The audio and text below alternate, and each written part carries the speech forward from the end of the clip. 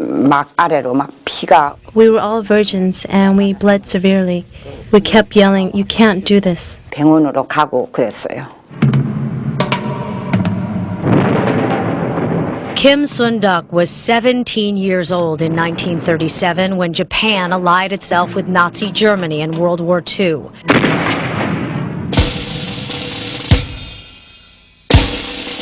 As part of the Japanese Empire, Koreans were called to duty. Some young women were told they were needed to work in factories. Others were taken by force. 배 타고 간 사람이 I was packed in a boat with about 50 women. We cried and yelled, "Take us back." But military trucks came and took us to a Chinese village.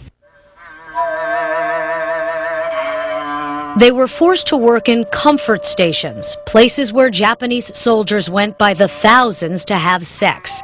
Though the Japanese government has expressed remorse, it has not admitted legal responsibility for the rapes, despite military documents and testimony from former soldiers that indicate the government was involved. The captain of the garrison passed out entrance tickets. Along with the tickets, we were given condoms. It was like taking off your boots. Drop your pants and just do it. The Japanese government was systematically involved. Chung-hee Saraso is a San Francisco State University professor working on a book about comfort women. After the rape of Nanking, the Japanese military killed a lot of civilians and also raped a lot of women. And so the Japanese government didn't like the random sexual violence that their soldiers were committing. So they thought one way to control them is to provide these, controlled places where they could have, sexual service. An estimated 200,000 women, mostly Korean, were forced to have sex with 50 or more soldiers a day. Some women died of disease or abuse. Some women killed themselves. 자살을 하려고 I tried to commit suicide. I hung myself twice, but it wasn't even easy to die. People around me saw me and untied me. Kim Sun-duk endured daily rapes for 3 years before she was able to escape. But she returned home a damaged woman, physically, emotionally, and socially. She moved away from her family and told no one of her years of torture.